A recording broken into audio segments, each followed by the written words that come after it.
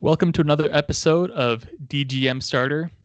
We're here to talk about startups and kind of some specific things that you should keep an eye out for when you're starting a company. I'm joined here today with Spencer Gray. It's kind of a funny story. We met in sixth grade, but then you moved away and I stayed. But we, Yep. we reconnected when I was working as an intern at 97th Floor. And that's where you're working currently as the Senior CRO Specialist. So Yep. yeah, welcome to the Th- show. I'm excited to have Thanks, you. Dale. Yeah, it was funny reconnecting with you. Being in sixth grade and those basketball games at recess, Yeah. almost exclusively every day. Like, yeah, we hung out a lot, and then like years went by, and then I saw you as an intern, and I saw before, and I was like, I swear I recognize that guy from somewhere, and I was like, anyway, so I had to. It's cool. It was nice to reconnect with you. Yeah, it was a weird like it was a crazy moment. It took me back in time. Like Yeah. I was oh my goodness. Yeah, Yep. but and and shortly after we reconnected, we actually realized that we had several mutual friends, Yep. and we had what was it? It was probably 2 years ago now. It's been Yeah. maybe a year. I don't know. But we had lunch at IKEA, and you and one of my friends who I actually met in Sweden. So you were both up at the U and you started this cereal delivery company. And Yep. I thought that was such a cool idea. Obviously, it's you had a tough time scaling it and making it worthwhile, to keep running it. But Yeah. I'd be really interested to like dig a little deeper into that story. Like, how did that get started, and where did that idea come from? Yeah. So, actually, it went back to 2017. I was, um, I feel like a lot of college students, they're up on campus almost all day, and unless you bring a lunch from home, then to eat lunch or to have dinner because you're there late night, there's really no other option than to buy the food that's currently on campus. And so, after just paying attention and buying the food that's on campus, I decided to do a little bit of market research, and I found that students are typically paying anywhere between $7 to $10 per meal on campus, which is insane. Like, you're eating 2 to 3 times a day, you're spending a ton of money on food. And so, growing up, we had a single mom, and she did her best, but sometimes cereal was what we wanted for dinner and for a meal. And sometimes, like, we grew up on it, just like a lot of people. And especially in college, cereal is like a staple in some people's diets. And so I noticed that, like, I just wanted to build an environment and like a place where students could go. Like, my dream was like to build an actual brick and mortar where students can go in, and it's open 24/7, with all the cereal that you could ever want, including like some from like foreign places that you've never had before, and just go in there and do homework and eat food for cheap. And so that was the main goal behind it, and it kind of transitioned into multiple stages, but yeah, that was kind of the main idea behind it. Yeah, and yeah, so And so you mentioned at kind of towards the beginning of that, you did some market research on campus to see if there was interest at the University of Utah for something like this. yeah. What were the steps that you took to uh, like validate that idea that people would actually be willing to buy this? Yeah, so I just put out a simple, like, because I had never done market research before. I was just like, well, I mean, obviously I just got to collect data somehow, and to me, the easiest way to do that was to build out a simple Google survey. I don't know what they call it, but it was just a survey that I sent out, and I posted it on the Facebook page of our class. And basically, I told them I'm going to give one of you guys a $50 Amazon gift card just for filling out this survey. And I collected, I think it was over 750 responses in a Oh, matter of like nice. a week and a half. And so the questions that I asked on it was basically like, how much are you paying for food on campus? How often are you eating on campus?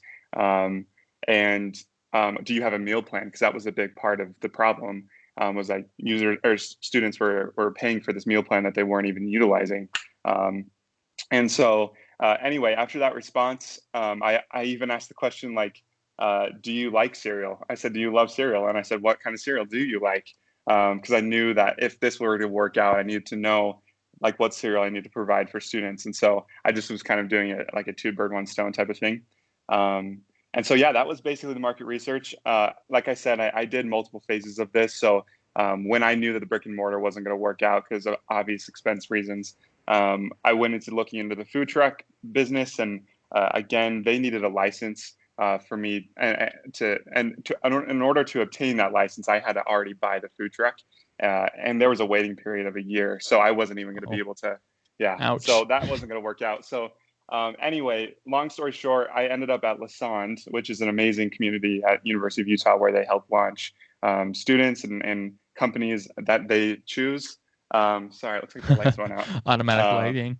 Yeah, motion lighting there. So yeah, so we just went, and Lassonde helps launch students, like I said, and they took me in and they gave me an office space. And what I did from there was basically I set up shop, and I was the first student to ever take that office space where people usually just put a desk and a computer. And I put up shelves and I put up cereal dispensers, and I made that a cereal shop. And from there, we built an app where we started delivering cereal to students through this app that we made. And so from that point, we were delivering to classes, we were delivering to students' dorms, and we were really becoming a name for people that really loved cereal. And the looks on people's faces when we delivered them a bowl of cereal was just priceless. And though it was short-lived, it was worth every second and every minute of stress. So That that's such a that's a cool idea. Like obviously, cereal college campus goes together awesome. What I think is cool is that you found a way to actually make a delivery service. You made an app. It actually happened, and I feel like there's a lot of people on college campuses who have these ideas, but they just yeah, don't know where to start. And that's one of the reasons why I started this, was because I had a lot of ideas for businesses, but I was just like, I don't know which one to pursue. Like people say, yeah. do market research. I don't know what to do. So what were what were some of the resources that you used to know what the next steps you should take, like how to conduct market research? Or did you just figure it out and try to find a way like, oh, I need to ask people questions, I'll just go make it and see what works? Yeah, I mean, honestly, the main purpose behind this whole entire business was something that I was trying to build something that I wanted to use, and that was the big part for me was through the surveys that I did do through Google Forms. I basically took that knowledge that I had, and I was like, I used it to confirm what I already believed was happening.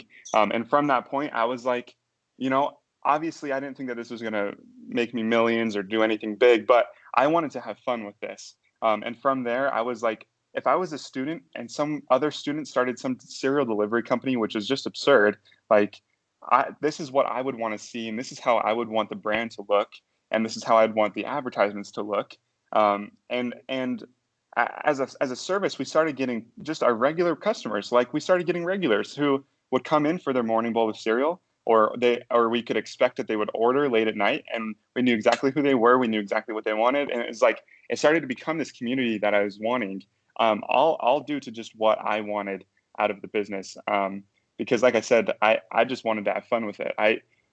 It was my first time ever pursuing something like this, and I think a lot of the success came from me just doing it because I wanted to do it, not because I had this idea and I wanted to pursue it. It was simply due to my passion and love for cereal. And I know it's funny, but it's like you can really make a company or a business out of anything, and as long as it's making you happy. So Yeah, I feel like that's something that must have been like super fulfilling, to see it go from idea to maybe more of a concept, and you're kind of building a plan, to seeing that you have like fans, like people yeah, order every day same time, you know what they're ordering, and you're building that community, yeah, which was super cool. um and yeah, and oh, I feel like, so you hit on a lot of the points that a lot of people miss out on, like conducting the right research, making sure that this is something people will use. hmm But as you continued it, what were some of the struggles that you faced as you wanted to? I know when we talked, you said it started to become a huge time commitment. It started being heavier. You're trying to figure out ways to make it more profitable, but it was just a tough idea. So what were some of the roadblocks that you encountered after you got it up and running, saw a Yeah. few fans that made it tough to keep running it? And what, Yeah. if there's anything that you would have done differently, what would you have done differently?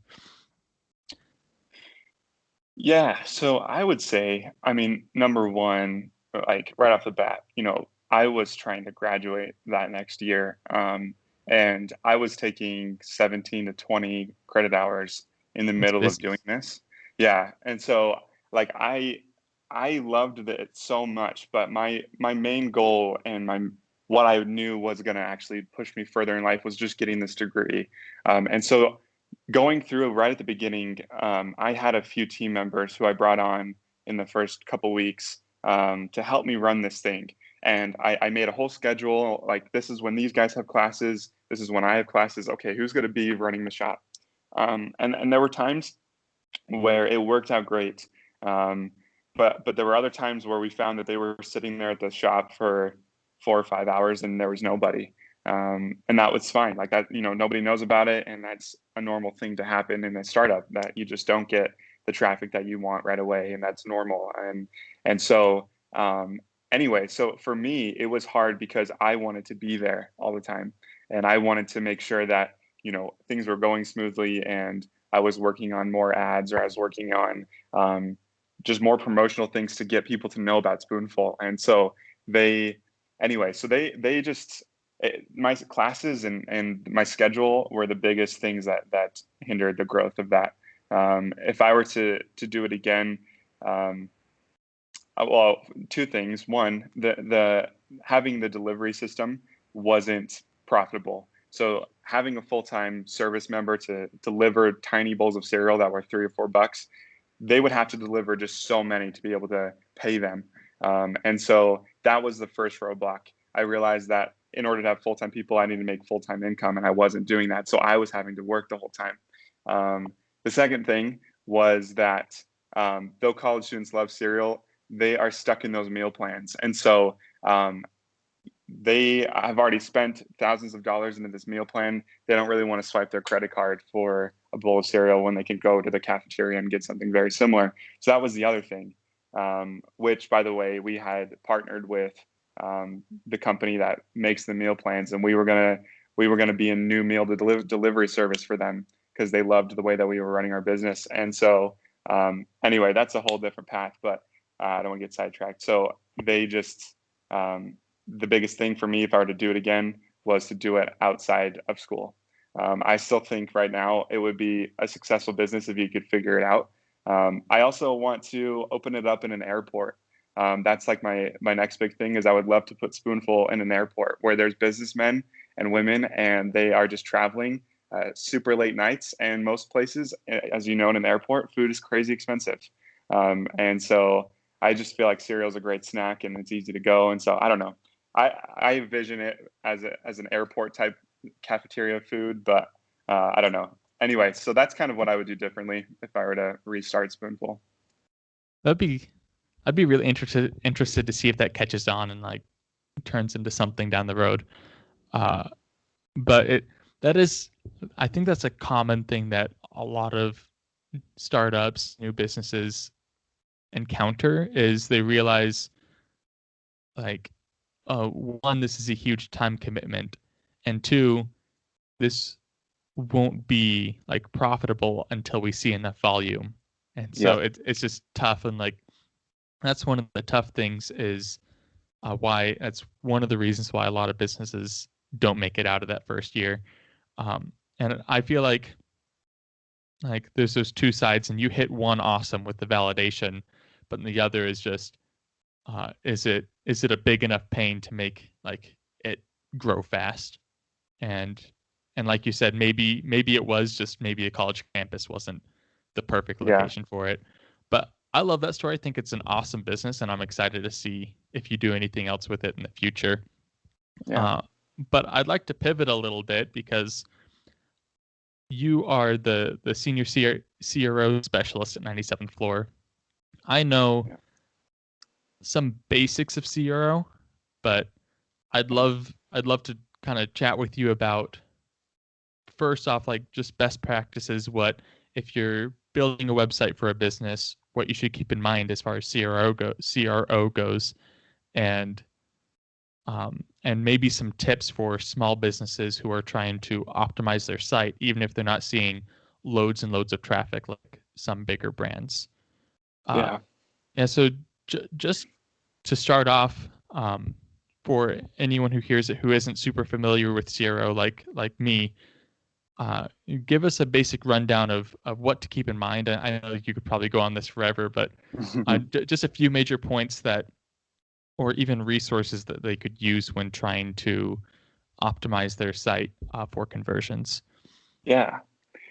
Yeah. So what's funny is that CRO is often thought about as the way to increase conversions, which that is 100% correct. Like a lot of times that is the main reason why people pursue CRO. But the biggest thing, in my opinion, why people should be doing CRO is learning about the people who are coming onto your site. CRO is not just a way to increase conversions, but it's the learnings that are, I would argue, more important than the conversions. So basically, as a background, before I get into that, because I could go into that for a little bit, but CRO is basically the way that we do it at 97th Floor is we have the original site and we build out. So let's just, as an example, let's say we were going to change the color of a checkout button. That would be our test. And we were going to change it to 3 different colors, red, green, and blue. How that looks is the original would be one variation. The second variation would be the red button, the blue button in the second variation. And the third variation would be the green. And so what happens is we run it through Google Optimize, where that software will basically take your amount of traffic and then divvy it up equally to these different variations. And so then what we watch for is we watch how people are interacting with the site. We are seeing either negative results or positive results, and both are just as important because, when you have a negative result, it's easy to get, focused on, whatever we did didn't work. And that's true, right? You didn't increase conversions, but what you did learn was that specific thing your users just hated. And now going forward, like, let's not ever use that color again, or let's not ever use that value proposition in any of our landing pages and any of our content.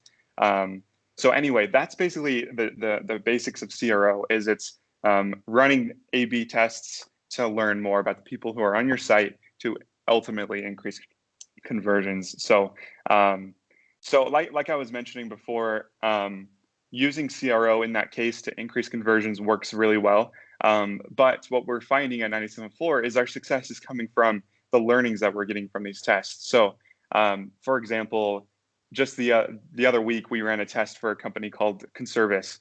And on their homepage, there's a main value proposition where it says the benefits of Conservice. So we, in a test, had made a variation where we changed it to, let's talk about why people love Conservice. And let's make it more customer focused. Why do people love us? And then another variation was, let's talk about what makes Conservice different. There's a ton of people in this industry. Let's talk about what makes them different. Anyway, we ran that test and we found that we had tripled the amount of people that were converting and signing up and filling out their form just by changing the value proposition to what makes Conservice different. That was the winning variation. And so now we are currently developing landing pages because they're also doing paid through us about what makes Conservice different. We're looking at their pages. Where can we insert more content about what makes Conservice different, or keywords that we can go after in SEO?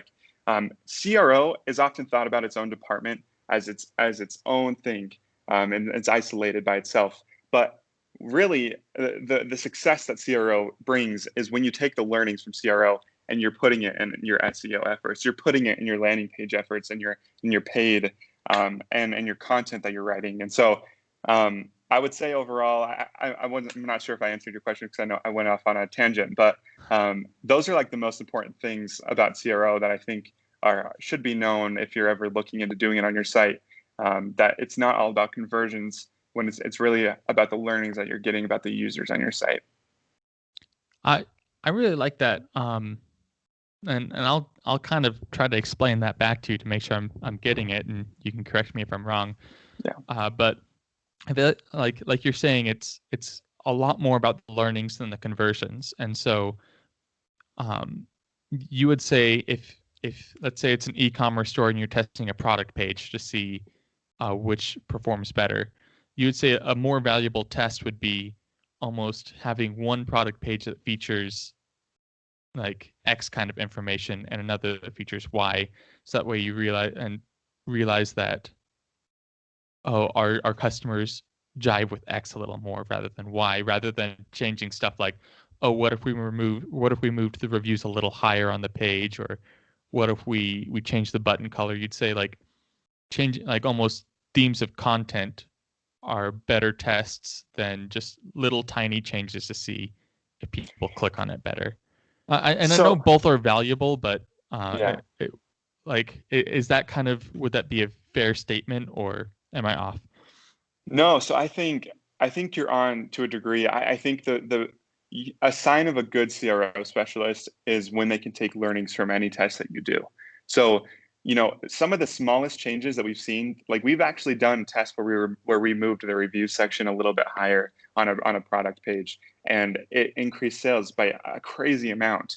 And so, like, yes, it's easier to identify the learnings when it's literal content that you're changing, but sometimes you can take learnings from small changes like that. So like with the reviews, if we were to move that up, obviously, like clearly, I mean, it's a common sense that reviews are of value to users to read before purchasing the product. And so like, I would say there's not a test that's more important than the other, because you can identify and learn about your user no matter what you're doing on your site, because no matter what you're changing, it's either going to work or it's not going to work, and both ways you're going to get a ton of knowledge from that. Awesome. Um, and kind of going off that question, if let's say if there is like a startup, they have a website, they've done no testing because they just got the site up, and they launch. What would you suggest to them that's because CRO needs traffic, so let's say they're putting a decent amount of paid ads to it to test these landing pages. What Mm-hmm. are some of the, and I might be just too general, and you might just have to say it depends. But for a startup, what kind of things would you want them to look at testing first? Like, and how do they know how to decide what kind of learning they need, I guess, or what approach would they take for that? Yeah, yeah, that's a great question. The first part of that question is, whenever you're running A/B testing on your sites, it's always important that you have at least 1,000 visits per month. That's the number one thing. Okay. And I say that because that is the number for you to get to statistical significance at a relatively quick rate. So if you're having 4 different variations and that traffic is being split up, it's going to take a little bit longer unless you have at least over 1,000 sessions. So that's part one of that. The second part is, if you have 1,000 sessions and you can start testing, I highly recommend that the first test you start with is something that is called an existence test. And this is one of the most simple tests you can do on a website. And what this looks like is, so you have the original site, right? Let's take a homepage, for example.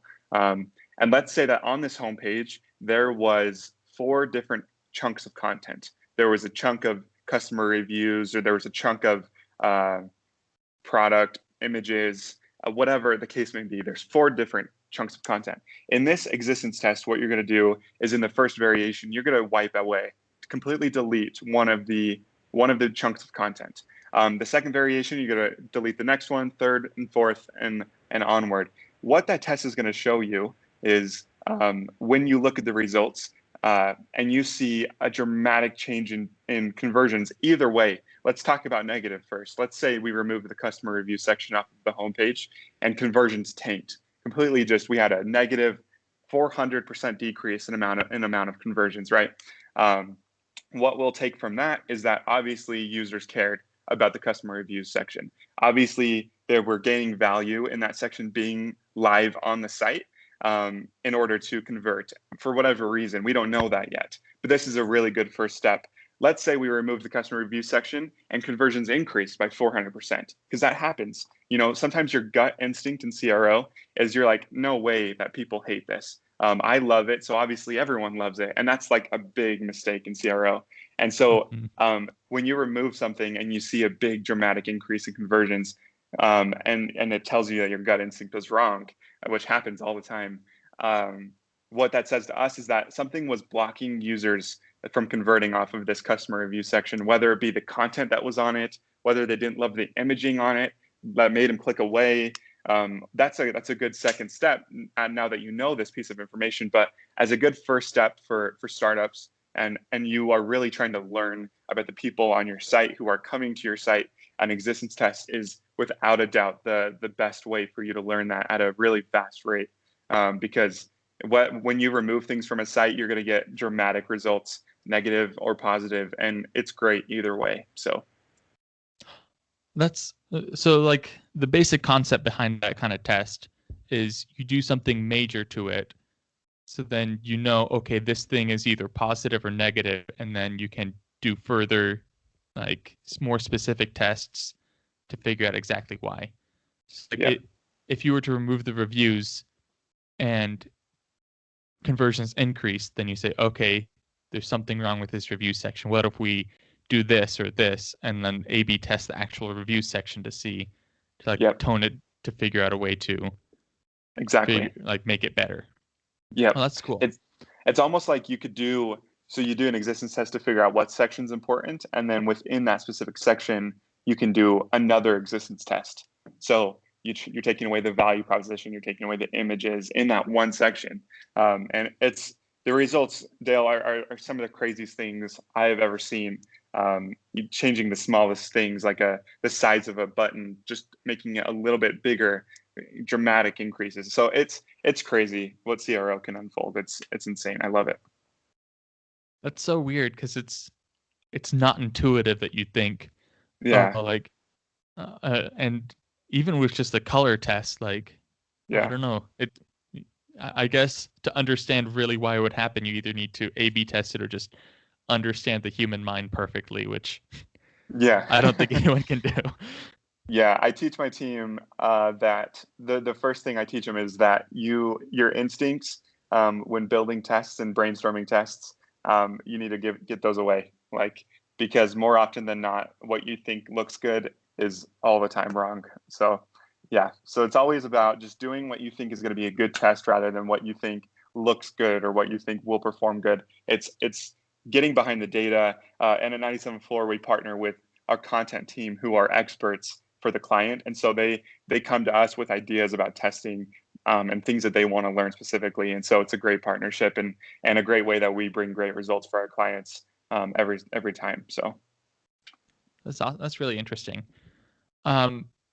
Well, Spencer, thanks for joining me. This was super fun. Before we go, I'd like to ask you, do you have, since we talked about CRO for a good portion of it, if someone listened to this and they think, okay, I need CRO for my site, or I need to learn how to do this, and they can't afford an agency at this point, are there any resources that you would direct anyone towards if they want to learn better CRO, or is there any resource, any method, or just what would you suggest for someone wanting to learn more on this topic? Yeah, so I mean, I would highly recommend using the software Google Optimize. They have a free version of it. So really, and it's a simple method of just installing a little bit of snippet code in the back end of your site and start running tests. Again, another tool that it's free and I recommend using is called Hotjar. And that is basically a heat mapping to see how users are interacting with your site. So both of those tools can just be simply installed in the back end of your site and to let you get started right away. And as far as resources to learn more, our blog produces a lot of great resources for that, but also cxl.com is another great resource for people to learn more. They are really great experts in this industry. And so, and again, if someone's looking to test and and they feel like they could bring on an agency, we would be happy to. We look in at your site and we'll give you a detailed like explanation about like what we will test and the variations that we would test and why we're testing it. We do that for everyone. So, and that's free too. So anyway, there's lots of resources, and I would definitely recommend starting with the Google Optimize and Hotjar. Awesome. Well, Spencer, thank you again for agreeing to join us. This was super fun. I learned a ton. Hopefully anyone who watches it learns more about CRO and how they can improve that and focus on the learnings. And for everyone who watched, thanks for joining us. If you want to learn more about startups and more specifics on how you can make a better startup from day one, go ahead and like the video and subscribe to the channel.